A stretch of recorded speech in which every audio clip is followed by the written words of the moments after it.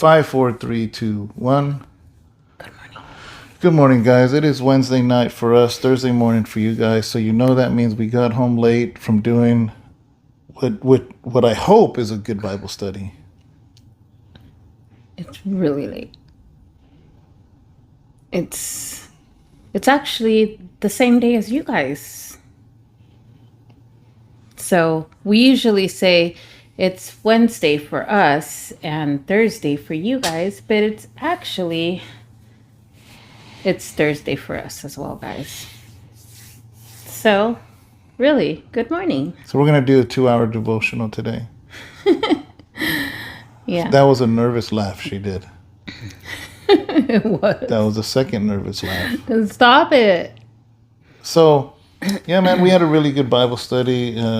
Really good attendance. It wasn't 1,000 people. It was close. It was about 25, 20. So a good 975 more people would have been 1,000. Yeah. So, but, we appreciate each and every one of you. Is there a reason you're looking at the cameras? Matthew's out there. Trying to make sure he gets in okay. Oh, okay. Safely. When my son's out there taking out the trash, I want to make sure he gets back in all right. That's what a mom does, guys. Yet he's the scariest looking guy in our whole block. No. I'm just watching the back door. He looks like a big bear with clothes on. No. Stop it. We're not talking about Abraham. No, we're talking about Matthew. So I'm just making sure, guys, that he gets in safe. That's it. Anyways. So. Back to what we were saying. It is past midnight. I got nothing funny to say. It's actually 1 in the morning. No, it ain't. What does that say? 12:53. Oh my God! Really? 12:53. We're 7 minutes shy of 1 o'clock in the morning. But it's not 1. It's almost 1 o'clock, guys. Almost. By the time he renders this, and by the time he does everything he's gonna do, it'll be what, 2:30? That ain't gonna be no 2:30. Or 2 o'clock in the morning. Are you insane? Oh. What? That's weird. 2? It will if we just keep not talking about nothing and just keep talking about this. We'll talk about something. Already wasted 2 minutes. Let's give him something to talk about. So, guys, there's nothing funny about today. There's no jokes. There's no nothing. We did a long Bible study. Practice. I did the OBS. I did the PowerPoint. I did everything except write the sermon for Sunday. So, yeah, it is late. So, talk about something. Let's go. So, we're going to talk about something. Okay, I need to clean something off of you. Okay, go ahead. Stop it. So, I did want to talk a little about this little passage right here, a little baby passage. In the Gospel of Luke. Luke, I am your father. Chapter 8, verse 16. Chapter 8. It's nothing crazy, nothing that's going to take 40 minutes, but I think it's a good verse to chew on for the day. You guys ready? I'm ready. Luke 8, 16. Okay. It says this: no one, when he has lit a lamp, covers it with the vessel or puts it under a bed, but sets it on a lampstand, that those who enter may see the light. That's it. That's it. In the Message, it says, no one lights a lamp and then covers it with a wash tub or shoves it under the bed. No, you should set it up on a lampstand so those who enter the room can see their way. Yes. Oh, wait, it goes, we're not keeping secrets, we're telling them. That's a different verse, I think. That's the next verse. Oh. So, why am I pointing this verse out? I think that for some reason, I remember before I was saved, I grew up in a Christian home. And like you had a different introduction to Christianity, to Christ, because I didn't grow up in a Christian home. Yeah, so I did. So back then, I don't know. It's a little different time than now. Like back then, and maybe it was just me. I was very conscious of my friends knowing I was in a Christian home. And I was a kid, and it was kind of like I don't even know. I don't even know if it was made fun of or if it was. I have no idea, you know. But anyways, I grew up seeing and people worshiping, my parents worshiping and singing and carrying on and talking in tongues and all that stuff and I thought to myself whenever my aunts or my dad or the pastor would talk to me about the Lord, about me being saved, I couldn't imagine myself doing that stuff. Like I was embarrassed. I was almost, man, I hate to say it, I was embarrassed for them. I was embarrassed for them. And like I remember, and I never said this, I've never shared this. I remember being in church and I would see somebody new come into the church and I could tell they were new. I could tell maybe they weren't Christian or whatever. And just older. I was a kid watching this. And then the worship would go and my mom would carry on and start worshiping and be in the spirit, and my tia Mary and my tia Minga and my tia Ines and my tia Benny and Gloria and and then I look at the new person, I'm like, they think we're crazy, and I'd be embarrassed about it. And I used to think this even when I grew out of that and I quit going to church. I used to think I could never be a Christian because I would be embarrassed. Like, what would people think of me? And especially after I became a recording artist, especially after all the stuff that I was doing in the world. When my cousin came over after fasting and said, David, the Lord showed me that you are going to be next to serve God in the family. And I laughed. I laughed at him and I said, well, I guess God's going to wait a long time. But inside, I was like, dude, I'm not going to be some crazy Christian. Like, that ain't going to happen. Do you think that has something to do with the fact that you're just not as comfortable with like going out and evangelizing, or you just don't? I don't know, because I remember when we'd go out and evangelize and everything, you'd go, but I love to evangelize. I love to go out and I love talking to people, and I'm just like, let's just go, doom, doom. I'll go door to door if I have to, that's just me. But that's not, you're not into, you just, and it's just like, you've said it before that it's harder for you to, to do that. And so do you think that maybe has because of that? But man, here's the thing though, that has never been me. It wasn't me. Like I'm the guy because everybody has personalities, different, Like I'm the guy that I would have, let's say if I happen to be wearing a red bandana out of my back pocket, and if I would have to go and I went to a grocery store and I saw older people, I would kind of tuck it in because I wouldn't want nobody to make my parents feel uncomfortable. You know what I mean? And I just kind of like, I just tuck it in. I don't want them, because they would look nervous or whatever, and I just put it away. You know what I mean? And it's like, so I guess it has nothing to do with Christ. That is my character. I've never been one to just have conversations with people. It's even hard now. I'm not one to just conversate with people or even if I do conversate, to even open up to people. It's easier for me to open up looking at my phone than it is if I would have met any of you people, any of you guys, brothers, sisters, in person. That's just the way it is. So it's just easier. It's easier to preach on the pulpit because I kind of zone out because I feel like I'm just preaching to the Lord, and I don't notice. Once in a while, I'll stare at people like Sharon or Pastor Al because they're always in the front, so I look at them, And honestly, I look at them to avoid looking at the people. And I don't share a lot of that. I don't say that, But anyways, this verse where it says, if you have a light, not do you hide it under a bush, And I have found other ways to proclaim Jesus Yeah. than to. You're not going to find me with the bullhorn on the street corner. You're just not.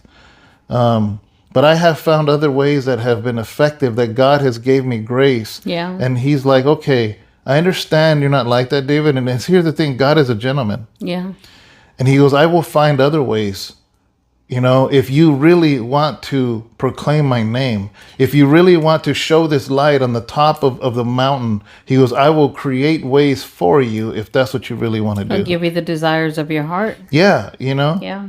And I think God has really had a lot of grace with me for that reason. Yeah. So I can go on a secular show like Tony A and proclaim Jesus with no hesitation, and it ends up being I don't even know how many views it has now.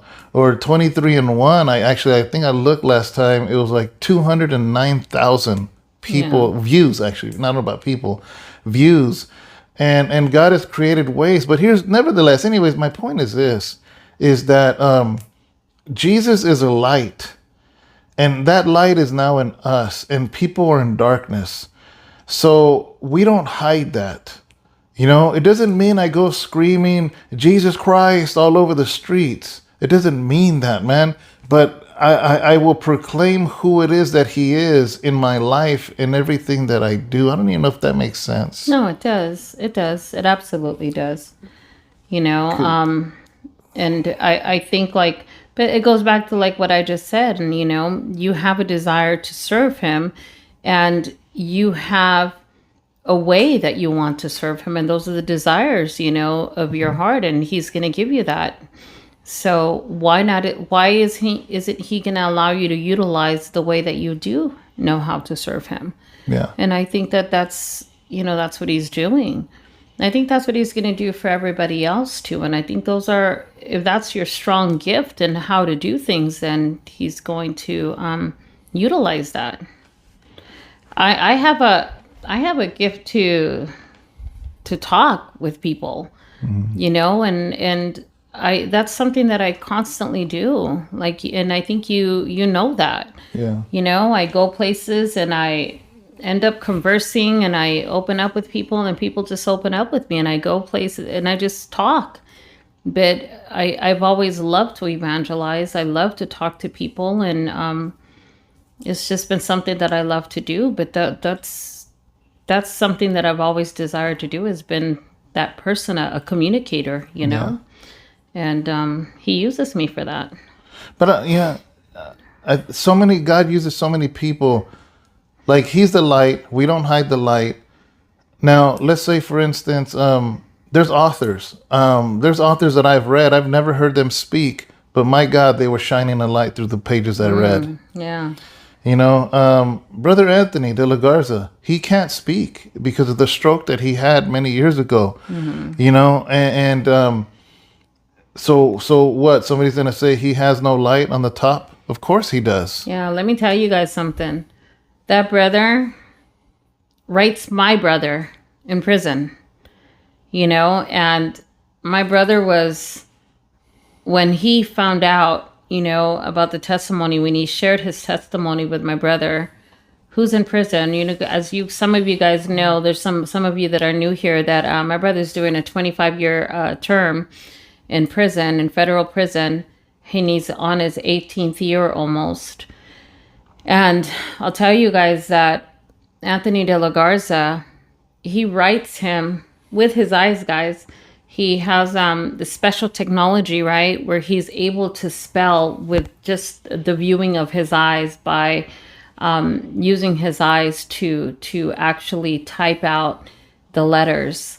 Mm-hmm. And has he?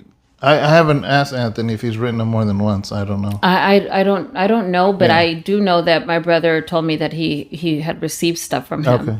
So my brother was just amazed, and the fact that he says, "How long does it take him?" And I said, I'm sure it took him quite a while to write you that.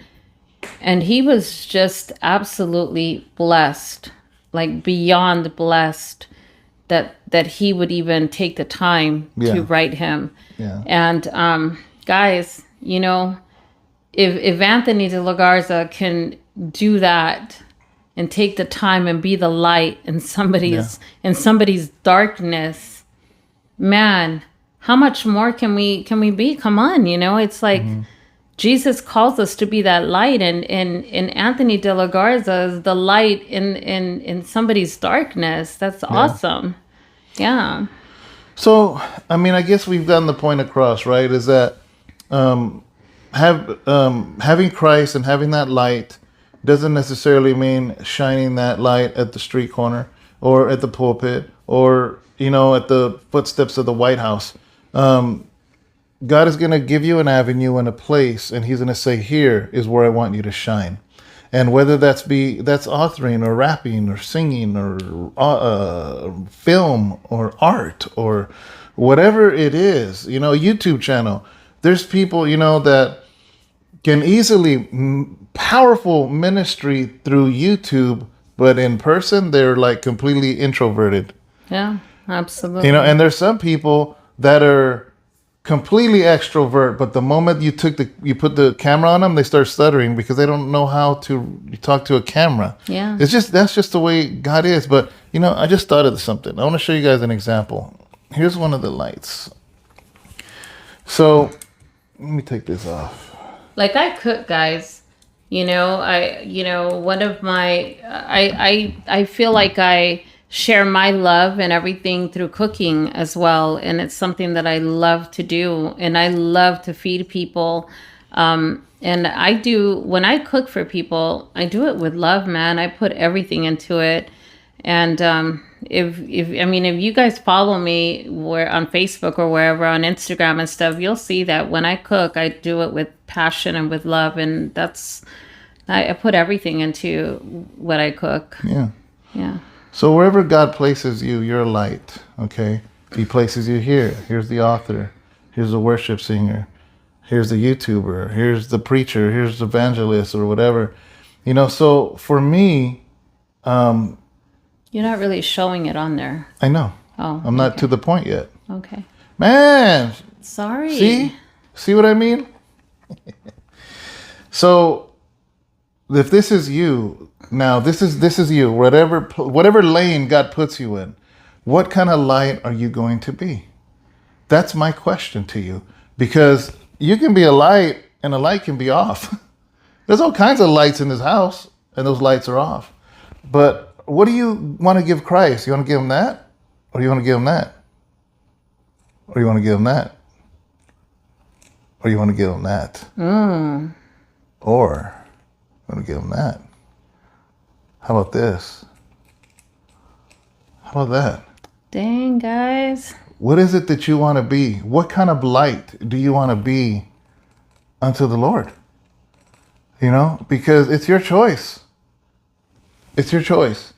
And... Good illustration, babe. And I'm just like, Lord, I might not stand in the street corner with the bullhorn. But you know what? You have blessed me to speak on a YouTube, on a pulpit, authoring, Christian film, interviews. So let me be the brightest light I can possibly be and proclaim your name. Proclaim your name unashamedly. You know what I mean? To just proclaim your name, Lord. And that's my whole purpose. Like, I won't even do an interview unless I could talk about Jesus. I won't do anything unless I could talk about Jesus, because that is the very core of what this verse is saying, is you don't get a light. Because here's the thing, right? If I had this light in the midst of darkness,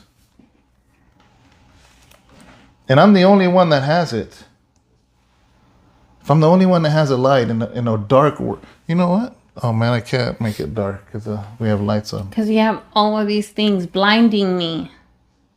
I'm going to do something. I'm going to show you something.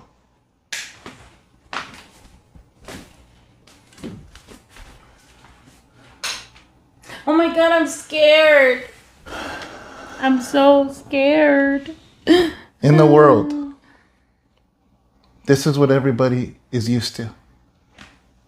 This is what everybody knows. Kitty, are you scared, kitty cat? Meow. Jesus says that he came to be the light. Matter of fact, it says in John chapter 1, verse 1. Hold on, let me find it. How you get? It's dark. How you gonna find I it? can see it. I can't see anything. It says this. Where's it at? It says, in the beginning was the Word, and the Word was with God, and the Word was God. He was in the beginning with God. All things were made through him, and without him nothing was made that was made. In him was life, and the life was the light of men. I can see you. And the light shines in the darkness, and the darkness did not comprehend it. The light shines in the darkness, and darkness couldn't comprehend it. So imagine you living your life like this, right here, your whole life. This is all you know. And all of a sudden, somebody comes, boom, and sheds some light. You can't comprehend it. You can't even understand it. It's too much for you. The glory of God is too much for you. But nevertheless, right? Here's the thing, though, is the person that has the light is the one that's going to lead the group. The person that has the light is the one that's going to say, you know what? I found a way out of this darkness. Follow me because I have this light. You know, and let me turn this back on. See, now you know what light does, guys. Some people say, man, how do your videos look like that? Blinds me, that's why. We use some lights, man. So, you know, I guess in summary, Be the light. don't hide the light. Yes, don't hide it. Be the light. Don't hide it. Do not hide it, man. In whatever capacity the Lord has you at, do not hide his light. Shine bright. Yes, let it shine into the darkness. Isn't there a secular song that says shine bright like a diamond? Oh, yeah. So I'll say that in a spiritual way. Shine bright. All right? Yeah. More than a gem. Shine bright. Put it on a lampstand. All right, guys. We're going to let you go. It's late. Still got to render this. It won't take too long because it's only 22 minutes. But nevertheless, we're going to let you go. God bless you. We will see you tomorrow. And hopefully this was long enough for you to drink your coffee. Enjoy your coffee, guys. Can I give them my Topsy cheesecake? Why not? Yeah. You guys, I don't know if you guys know because I don't even give it out or anything, but follow me on the Topsy cheesecake. The Topsy, Topsy. I'll write it on the screen. Yeah, the Topsy cheesecake. Guys, those were my... On what platform? On Instagram. That's when I used to do my... when I had my little bakery, guys, and a lot of the cheesecakes that I actually baked. But all my cheesecake stuff is on there. So follow me on there, guys. You know, hopefully slowly in the future, I'll be starting to put some of my stuff back up there. So yeah, follow me on there, guys. All right. Cool. See you guys later. Órale. Bye. Rock and sock 'em. All right. Bye.